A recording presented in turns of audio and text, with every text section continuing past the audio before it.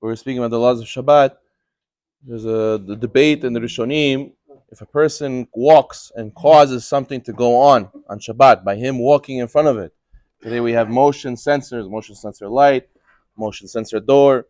There's a debate in the Rishonim. If you're walking in front of something, is it considered that you did something? Is it considered an action of Hilul Shabbat when your person triggers something to turn on?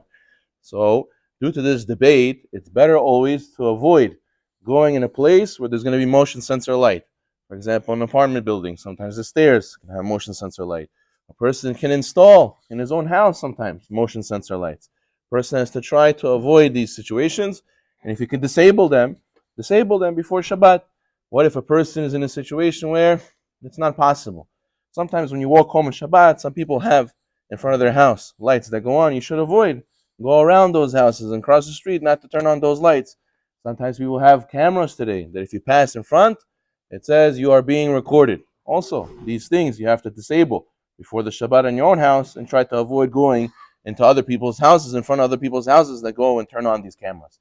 But let's say you have no choice. This is the only way to get in your house is the light's going to go on. Or you're walking in the street and the light went on, and if you walk away, the light's going to go off. So what? I should stand here until somebody else comes? So since it's a debate, Halacha, you have what to rely on to walk away. You have what to rely on. If this is the only way you could go, you have what to rely on to go in through this place, even though the light will go on. Did some opinions say you didn't do anything wrong? You didn't press a button. You didn't do action. You just walked. Walking is not considered your action. However, a person has to try to avoid it as much as he can. And another situation that comes up at Shabbat is cameras. A person who has it for security reasons is allowed to have cameras running on Shabbat. But other than that, it's not right to use the cameras on Shabbat. Oh, look, look who came to the house, and use the cameras to see who's coming, who's not coming.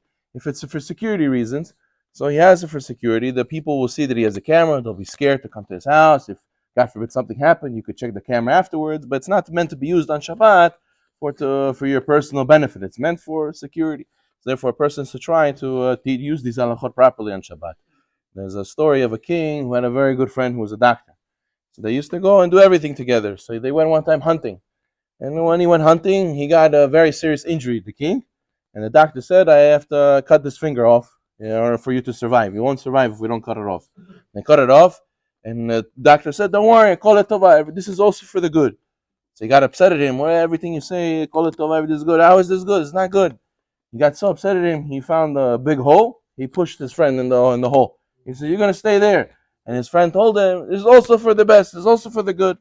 So the king starts going back to the palace. On the way, he sees these cannibals, these people who eat people. They're crazy Indians and Native Americans. So they go and they grab him, they kidnap him, and they start making a big pot. They're going to make a osavo from him.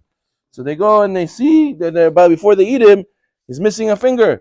They said, oh, in our religion, we don't eat people like this. It's not a good sign to eat a person missing something. You're going free. Go home free. So he goes and he feels so bad. And he said his friend was right. Kol tova. He goes by the hole and he takes him out. And he says, you see, you're right. It was kol tova. Everything was for the good. He says, yeah, and I fell in the hole is also for the good. He says, why? How is that good? He says, if I was with you, they would make osvo for me. Because I wasn't missing anything. So it's also, I fell in the hole. It's also a kol tova. Baruch